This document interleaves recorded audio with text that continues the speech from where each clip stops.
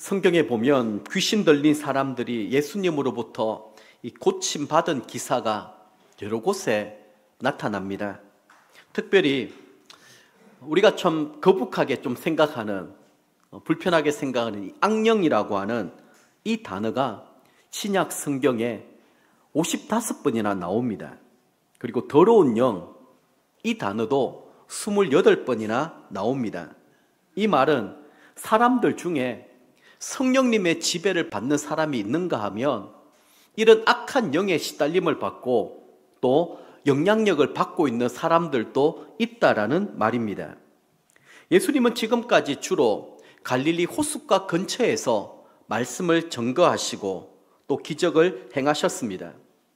그런데 갑자기 제자들에게 호수 건너편으로 건너가자 이렇게 말씀하십니다. 갈릴리 호수 건너편은 지금까지의 갈릴리하고는 상황이 완전 다른 곳입니다. 그곳에 사는 사람들은 예수님을 전혀 알지 못하였고 하나님을 믿지 않는 사람들이었습니다. 각종 우상 숭배와 미신이 가득한 아주 영적으로 열악한 그런 곳이었습니다. 예수님께서 그라사 이방인 지역에 가셔서 가장 먼저 만난 사람이 귀신 들려 미친 사람이었습니다. 지금까지 예수님께서 갈릴리 지방에서 귀신 들린 사람들을 많이 만났고 또 고쳐주셨습니다.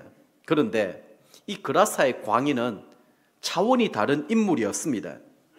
갈릴리에서 귀신 들렸던 사람들 그 숫자를 다 합친다고 해도 상대가 되지 않는 그런 인물이었습니다.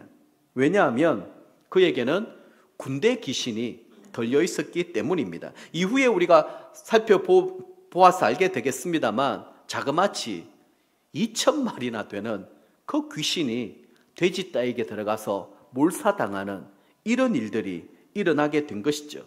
이 사람은 괴물이지 도무지 사람이라고 말할 수 없는 그런 형편입니다. 오늘 이 본문 말씀을 우리가 함께 묵상하는 동안에 우리 모두는 이런 마음들을 가지면 참 좋겠습니다. 우리가 예수님을 알기 전에, 예수님을 믿기 전에 이 그라사인의 광인과 전혀 다를 바가 없는 그런 사람들이었다라는 것입니다. 비참하고 소망 없는 악령의 시달림을 받으며 그렇게 살아가고 있었다라는 것입니다. 그런데 하나님께서 우리를 불쌍히 여겨주셔서 말씀으로 찾아봐 주셨고 우리 인생을 너무나도 아름답고 가치 있게 만들어 주신 것입니다. 그렇다면 예수님께서 왜 그라사 땅의 광인 같은 이런 인물을 찾아와 주셨을까? 굳이 그 기사를 왜 성경 가운데 기록하고 있을까? 예수님께서는 어떻게 그를 귀신들의 묶임으로부터 자유하게 주셨는지 말씀 가운데 우리가 함께 찾아보고 교훈을 받고자 합니다. 먼저 그라사의 광인에 대해서 한번 살펴보도록 하겠는데요. 자, 지금까지의 이 흐름을 우리는 잘 살펴봐야 됩니다. 마가복음 4장에 보면 예수님께서 하나님 나라를 비유로 말씀하시는데 씨 뿌리는 비유를 말씀해 주셨습니다. 그리고 난 다음에 느닷없이 저 갈릴리 저편으로 건너가자 하시면서 배를 타고 그라사 땅으로 가는데 거기에서 광풍을 만나게 됩니다. 그 광풍을 헤치고 난 다음에 5장에 들어서서 그라사 땅에 군대 귀신 들렸던 이 사람을 고치는 사건이 일어나게 되는 것이죠. 여러분, 이것은 각기 떨어져 있는 사건이 아닙니다. 다 연결되어 있는 사건입니다. 자, 이제 마가복음 4장 35절 말씀 한번 보겠습니다. 그날 저물 때에 제자들에게 이르되 우리가 저편으로 건너가자 하시니. 자, 그날이라고 하는 말 주목해 보십시오. 이 날은 예수님께서 하나님 나라의 비밀, 즉 씨 뿌리는 비유에 대하여 말씀하신 날입니다. 우리가 잘 알다시피 씨가 이 내 밭에 떨어지지 않습니까? 길가밭, 그리고 돌짝밭, 가시덤불밭, 그리고 좋은 밭, 옥토 같은 밭. 그러면서 옥토 같은 밭에 떨어졌을 때 30배, 60배, 100배의 결실을 맺는다 이렇게 말씀해 주셨습니다. 그러면서 느닷없이 그 말씀이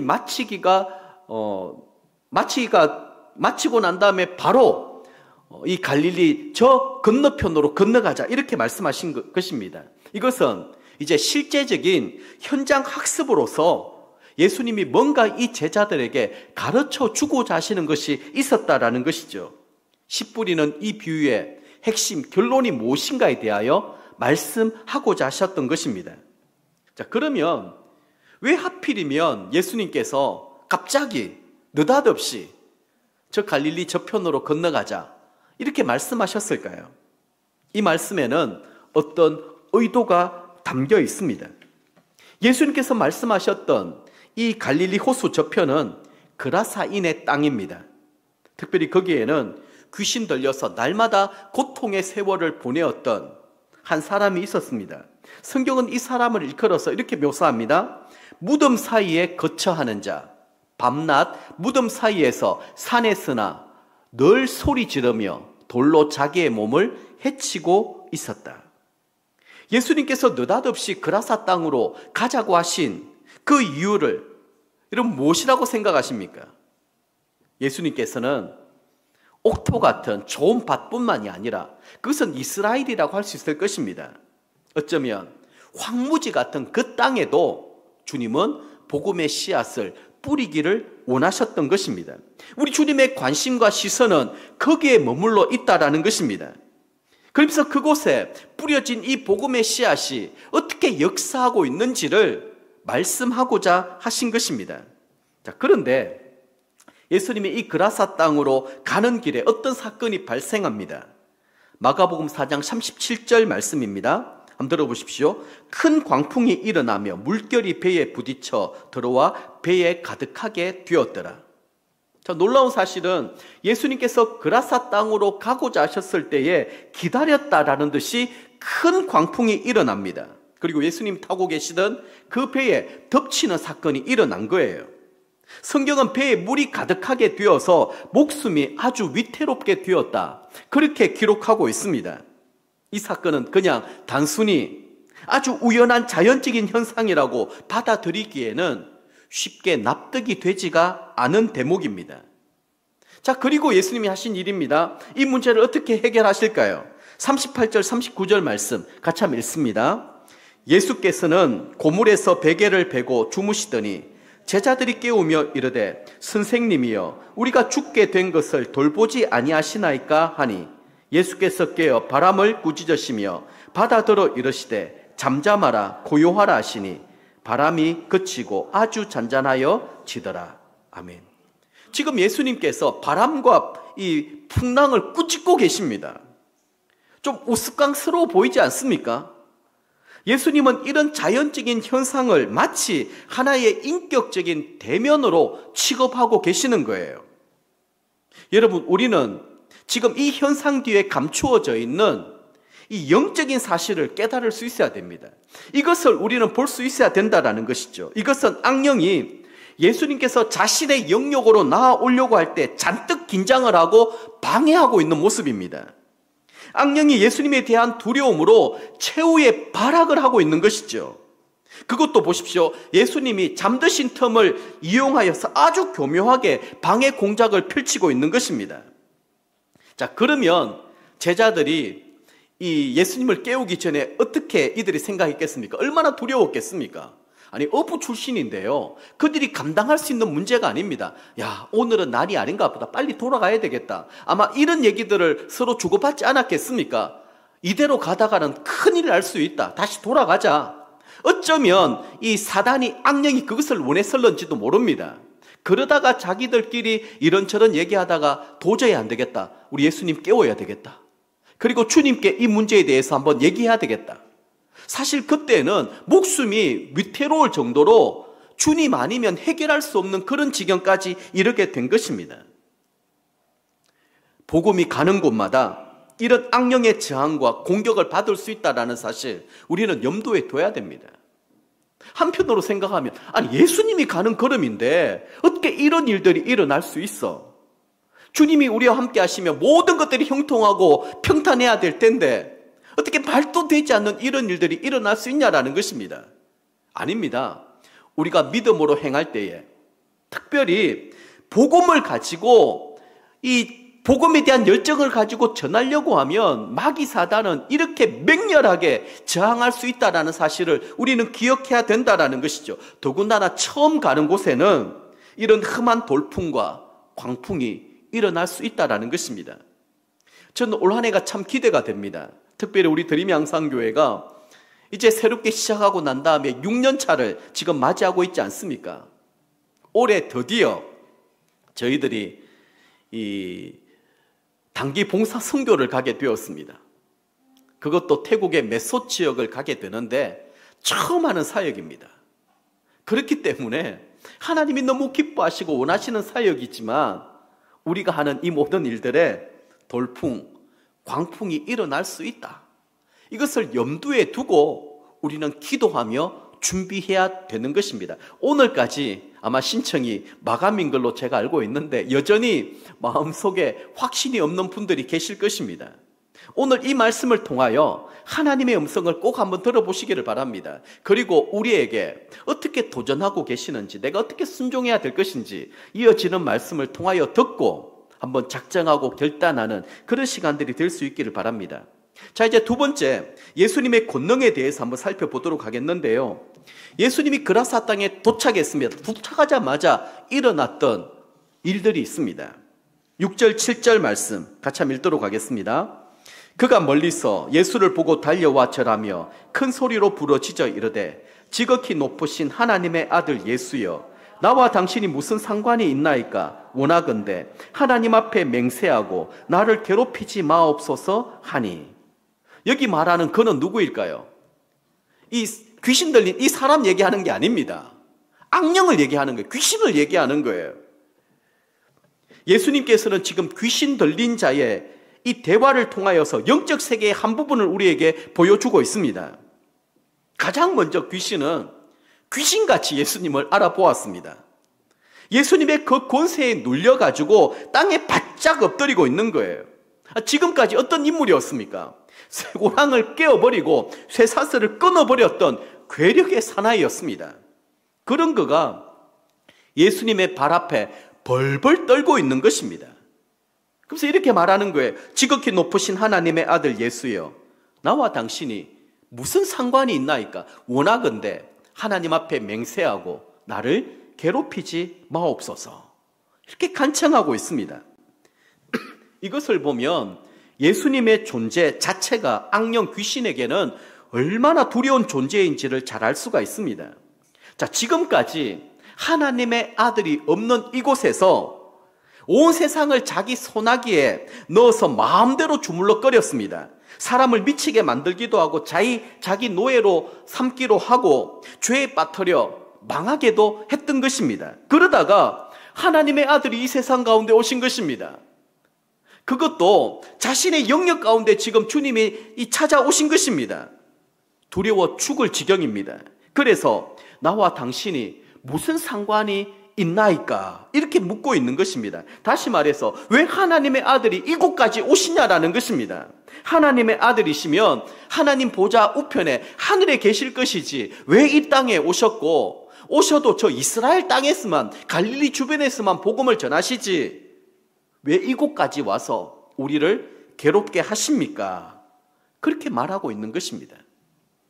자, 이제 주님께서 이 그라사인의 광인을 어떻게 치료하고 회복시켜 주셨을까요? 그라사인의 변화에 대해 살펴보도록 하겠는데요. 사단은 자기 운명을 너무너무 잘 알고 있습니다. 자신들은 이미 하나님으로부터 저주받았거든요. 결국에는 지옥의 무저갱으로 들어갈 수밖에 없습니다. 근데 그 전에 이것들은 할 수 있는 대로 많은 사람들을 미혹합니다. 죄짓게 만듭니다. 함께 망해서 지옥으로 끌고 가고자 하는 것이 마귀 사단의 전략이고 목표입니다.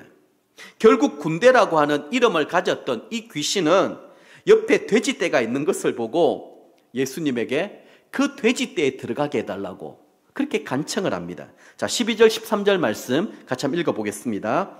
이에 강구하여 이르되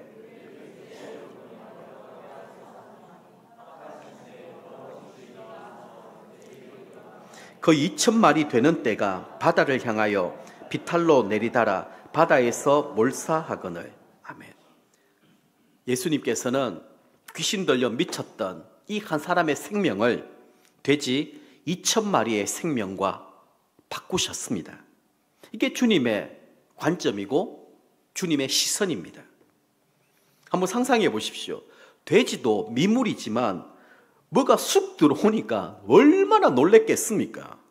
미쳐서 껑충껑충 펄쩍펄쩍 막 날뛰기 시작하는 것입니다. 2,000마리의 돼지가 그렇게 하다가 비탈길에서 막 굴러 떨어져 나가기 시작하는 것입니다. 모두 다 돼지 바다에 빠져가지고 몰사하고 말았습니다. 여기서 우리는 악령이나 귀신, 이것들은 사람이나 동물 혹은 어떤 물건에 부착하는 경향이 있다는 사실을 우리는 알 수 있습니다. 일반적으로 우리나라나 이 동양적인 귀신에 대한 이해는 이렇습니다. 어떤 사람이 죽었을 때 어떤 이유로 그 혼백이 저성에 가지 못하고 그냥 이성에 떠돌고 있다, 그렇게 생각을 하는 거예요. 근데 여러분, 지난 주일에 제가 말씀드렸던 것처럼 귀신은 죽은 사람의 영혼이 아닙니다. 타락한 천사 가운데 일부이지요. 그래서 귀신이 우리에 대한 지배권, 영향권을 놓치지 않기 위하여 자꾸 거짓말하고 미혹하는 거예요. 조상 흉내를 내는 것입니다. 그래서 막 굿을 하다 보면 막 접신이 되어가지고 우리 아버지 목소리가 막 나오기도 하고 어머니 목소리가 나오기도 하고 과거에 우리가 했던 이런 것들을 귀신같이 알아맞히기 시작하는 것입니다. 조상 흉내를 내면서 우리를 미혹하고 우리의 생각과 감정을 지배하려고 하는 것입니다. 얼마나 거짓말의 명수인지 모릅니다. 사람으로 하여금 현혹시키고 미혹당하게 만들어 버리는 거예요. 막 두려움을 주면서요. 예수님 믿고 난 다음에 제사 문제로 고민하는 분들이 많이 있습니다. 저는 이렇게 생각합니다. 만약 제사 지내는 동안에 우리 조상의 영혼이 찾아온다라면, 우리 할아버지나 할머니, 아버지, 어머니 찾아온다고 한다라면 우리는 그 조상신 앞에 절도 하고 제사도 지내야 됩니다. 왜냐하면 성경적인 가르침이거든요. 우리가 부모를 공경하고 또 우리 조상들을 공경하는 것이 하나님의 뜻이고 성경의 가르침이지 않습니까? 그러나 그것은 이 조상의 영혼이 찾아오는 것이 아니라 마귀가 조상을 흉내내는 것입니다. 그래서 우리는 그 마귀 앞에 절하고 마귀를 우리가 섬길 수 없지 않겠습니까?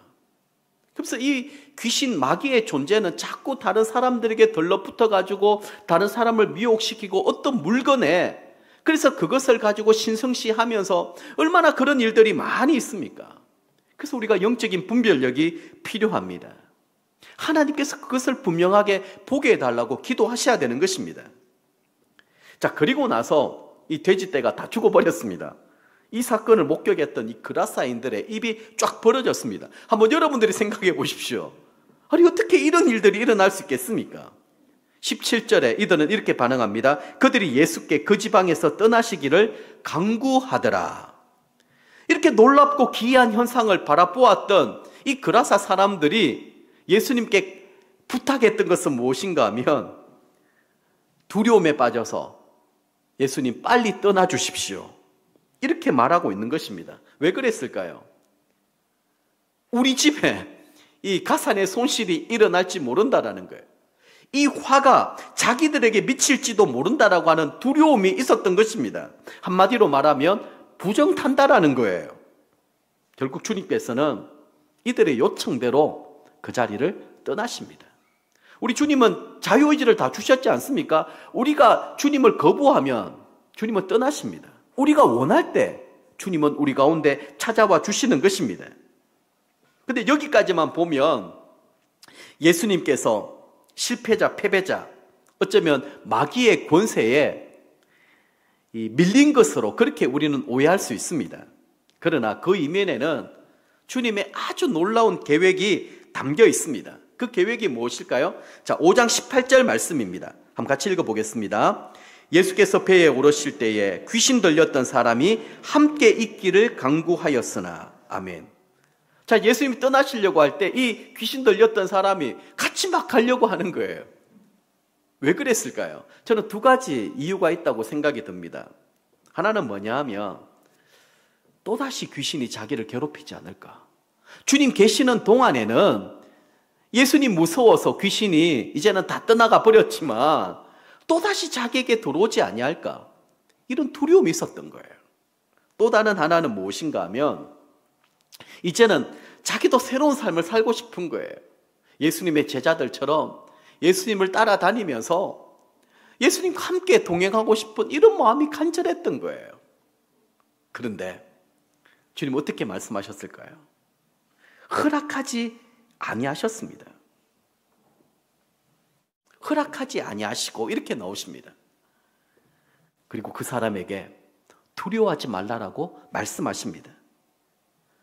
그것이 무엇인가 하면 집으로 돌아가서 주께서 너를 불쌍히 여기사 어떻게 큰 일을 행하였는지 내 가족, 내 이웃들, 그리고 동네 사람들에게 알리라고 말씀해 주신 것입니다. 만약에 이 사람이 가다가 다시 또 귀신에 들리게 되면 얼마나 당황스러운 일들이 일어나겠습니까? 믿으라는 거예요. 주님은 그 믿음을 요구하신 것입니다. 예수님이 고치신 것은 완전한 치료입니다. 다시는 이 악령의 시달림을 받지 않게 될 것이라고 약속해 주신 것입니다. 그것은 우리의 믿음입니다. 이제는 내 속에 성령님이 거하시고 성령님이 충만하게 역사하시면 나는 이제는 성령의 사람이 된 것이지 더 이상 과거로 돌아갈 수 없다라는 것입니다.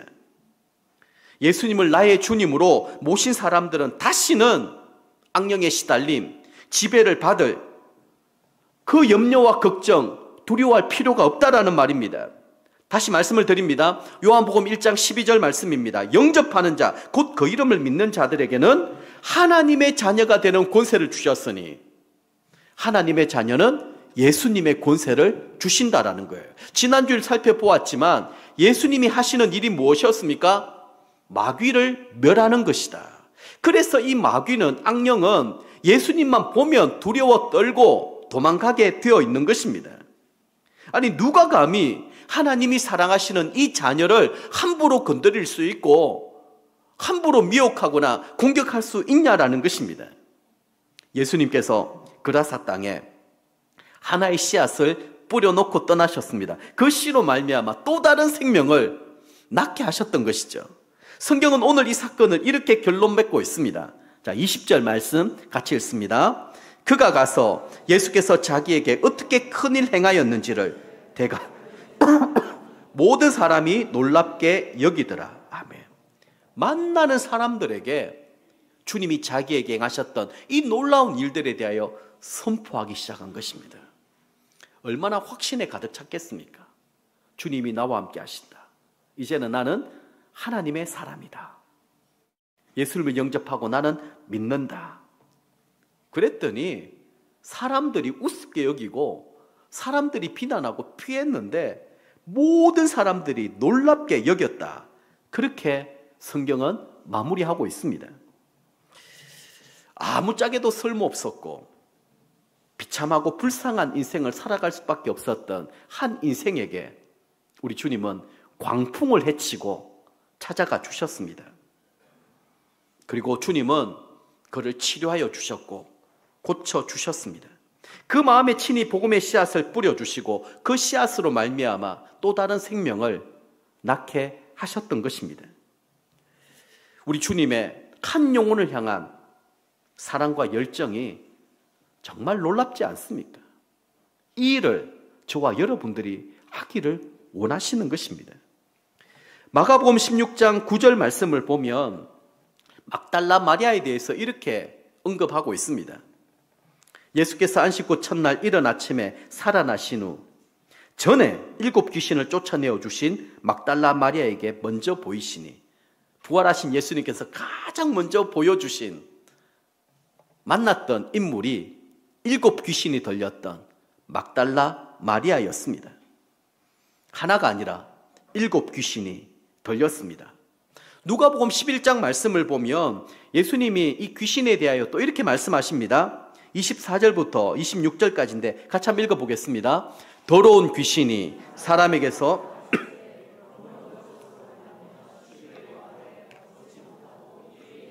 내가 나온 내 집으로 돌아가리라 하고 가서 보니 그 집이 청소되고 수리되었거늘 이에 가서 저보다 더 악한 귀신 7을 데리고 들어가서 거하니 그 사람의 나중 형편이 전보다 더 심하게 되느니라. 아멘. 자, 이것은 지금 그라사의 광야하고 상황이 좀 다릅니다. 잘 보십시오. 더러운 귀신 하나가 나갔다가 다시 와보니까 깨끗하게 정리가 되어 있는 것입니다. 이 정리는 예수님이 정리한 것이 아닙니다. 자기 나름대로 노력하고 막 수고하고 심리 치료도 받고 약도 먹고 뭐 이렇게 하지 않았겠습니까? 그런데 자기보다 더 악한 귀신 7을 데리고 들어가 삽이 8마리가 되어버린 것입니다. 이것만 보더라도 귀신의 숫자도 많고 종류도 많을 뿐만 아니라 어떤 조직을 갖고 있다는 사실을 우리는 알 수가 있습니다. 그렇다면 우리는 어떻게 이 대적과 싸워 이길 수가 있을까요? 지난 주일에 이어서 다시 한 번 더 좀 정리를 해보도록 하겠습니다. 악령과 싸워 이기는 방법입니다. 첫 번째는 영적 분별력을 가져야 된다는 거예요. 귀신은 숫자가 많습니다. 종류도 많고요. 어떤 조직을 갖추고 있고 거기에 따라 움직이고 있습니다. 그리고 귀신은 자신의 정체를 좀처럼 드러내지 않습니다. 어떻게 해서든지 우리로 하여금 자기 존재를 믿지 않도록 만들어 버립니다. 그래서 우리가 영적인 분별력이 없으면 이것이 성령님의 역사인지 아니면 악령의 역사인지 잘 분간이 되지 않는 것입니다. 그래서 우리 모두는 성령님의 영적 분별력의 은사를 달라고 기도해야 됩니다. 말세가 가까운 이때에 이 부분이 흔들리면 안 됩니다. 지금 내 생각, 내 감정이 성령님이 감동하셔서 역사하고 있는 것인지 아니면 이 악령이 베드로에게 그렇게 했던 것처럼 우리를 자꾸 도구로 삼고 우리를 미혹하고 우리를 넘어지게 만들려고 하는 것인지 여기에 대한 분별력을 가져야 된다는 것입니다. 두 번째는 성령 충만해야 됩니다. 누가복음 11장 말씀 우리가 살펴보았습니다만 귀신이 나간 다음에 깨끗하게 정리가 되었죠. 근데 그 정리가 되었다고 한다면 어떻게 해야 되겠습니까? 성령님을 모셔와야 되지요. 그냥 깨끗하게 해놓고 비워둔 채로 있으니까 귀신이 자기보다 더 악한 귀신 7을 데리고 도노는 거예요. 성령님이 우리 마음 가운데 내주하시고 역사하시고 충만하시면 어떻게 그 악한 어둠의 권세가 우리를 괴롭게 할 수가 있겠습니까? 그 사람이 나빠진 것은 전보다 악령의 역사가 더 강해져서 그렇게 된 것입니다. 그래서 우리가 성령 충만하면 악령이나 귀신에 대하여 신경 쓸 필요가 없습니다. 그냥 성령님께 집중하면 됩니다. 성령님 말씀하시는 대로 순종하고 따라 행하기만 하면 되는 것입니다. 자, 보십시오. 내가 어떤 악령을 물리쳤습니다. 그럼 더 악한 악령이 우리를 또 괴롭히는 거예요. 또다시 그렇게 되는 것입니다. 우리는 계속해서 이런 영적인 전쟁을 치르며 싸워 이겨야 되는 것이죠. 자, 세 번째는 죄 문제를 해결해야 됩니다.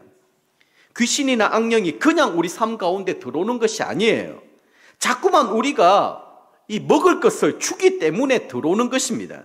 그 먹이가 무엇이냐면 죄의 습관입니다.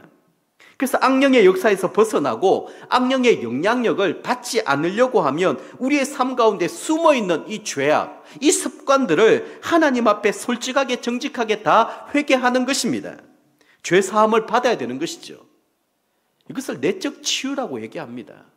내 속에 아주 오래된 그 상처들, 이 쓴뿌리라고 말하지 않습니까? 그게 굳어지고 굳어져 가지고 나중에는 우리를 계속 괴롭히고 우리를 넘어지게 만드는 것입니다.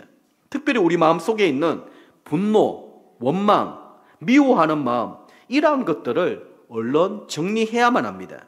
그렇지 않으면 이러한 것들이 먹잇감이 되어가지고 이 악한 영들이 우리 가운데 자리를 잡고 그것이 자꾸 커지게 되는 거예요. 자, 여기에 대해서 말씀의 근거를 한번 찾아보도록 하겠습니다. 바울 사도님은 이런 사실을 너무나 잘 알고 계셨기 때문에 이렇게 권면하셨습니다. 에베소서 4장 26절 27절 말씀입니다. 자, 보십시오. 분을 내어도 죄를 짓지 말며 해가 지도록 분을 품지 말고 마귀에게 텀을 주지 말라. 자, 여기 분에 대한 분이 뭐냐면 분노고 원망하고 미워하는 마음, 이런 것들입니다. 그 분이 마귀하고 연관이 있다라는 거예요. 그래서 분을 내는 것은 낼 수 있습니다. 왜냐하면 우리 모두는 이미 타락한 본성을 가지고 있기 때문에 어떤 상황에 딱 부딪히게 되면 속에서 막 분노가 일어나기도 하고 막 정의감이 생기기도 하고 때로는 미워하는 마음들도 생깁니다. 어쩔 수 없습니다. 분을 내는 것이 잘못은 아닙니다. 그러나 죄 짓지 말라라는 거예요. 그게 내 생각과 감정 속에만 딱 머물러 있으면 괜찮은데 그게 독설로 다른 사람에게 딱 나가는 순간부터 죄가 되는 거예요. 그것을 내가 잘 다스릴 수 있어야 된다는 것입니다. 어떻게 말씀하고 있습니까? 해가 지도록 분을 품지 말라. 그걸 자꾸 내가 막 가지고 있다 보면 그 미움이 커져가 정오가 되는 거예요. 그게 나중에는 살인으로 이어지게 되는 것입니다. 자꾸 커지게 되는 거예요. 그래서 마귀에게 텀을 주지 말라. 이런 분노가 일어나도 내가 성령님께 도움을 요청하는 것입니다. 주님, 내 속에 또 이유를 알 수 없는 분노가 끓어오릅니다. 자꾸 미워하는 마음이 생깁니다. 원망하는 마음도 막 생깁니다. 주님, 저 좀 도와주십시오. 혹시 이것이 악령의 역사라고 한다면 차단하여 주십시오. 내 속에 성령님의 역사가 가득하게 일어나게 해주십시오. 용서하는 마음, 사랑하는 마음, 이해하고 포용하는 마음을 주님 저에게 주십시오. 이게 우리가 기도해야 될 부분입니다. 자, 네 번째는 계속해서 싸워야 된다는 거예요. 우리를 괴롭히는 악령과의 싸움은 시간이 오래 걸릴 것을 우리는 미리 알고 있어야 됩니다. 악령이 한 번만에 물러가지 않는다고 해서 염려하지 마십시오. 계속해서 찾아옵니다. 계속해서 우리를 공격합니다. 우리의 믿음의 수준에 맞추어서 그 악령도 더 센 귀신들이 악령들이 찾아와가지고 우리를 괴롭히기 시작할 것입니다. 그러나 앞에 얘기했던 것처럼 텀을 주면은요 우리 안에 들어와서 자꾸 우리가 주는 먹잇감을 먹고 이 세력이 막 커지기 시작하는 거예요. 그래서 우리는 이것을 쫓아내기 위하여 내가 온전한 성령의 사람이 되기 위하여 수고하고 애를 써야 돼요. 이것이 바로 영적인 전쟁 아니겠습니까? 우리가 믿음으로 끝까지 싸우기만 하면 예수 그리스도의 이름으로 대적하기만 하면 반드시 승리하게 되어 있습니다. 자, 마가복음 16장 17절 말씀 같이 한번 읽어보겠습니다.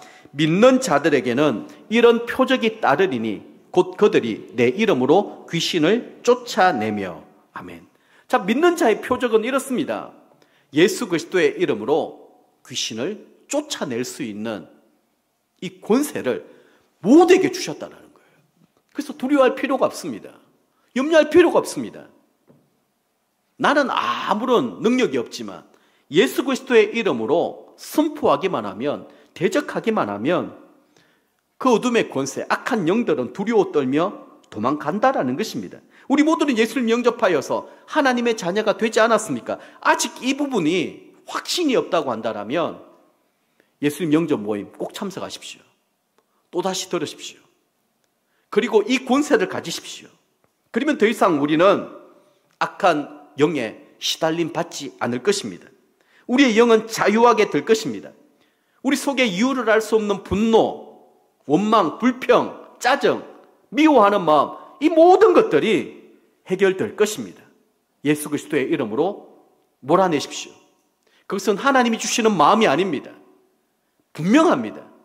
내 속에 어떤 마음으로 가득해 있는지, 나는 누구의 지배를 받고 있는지, 누구의 다스림을 받고 있는지 여러분들이 오늘 이 시간에 분명하게 한번 점검해 보셔야 되는 것입니다.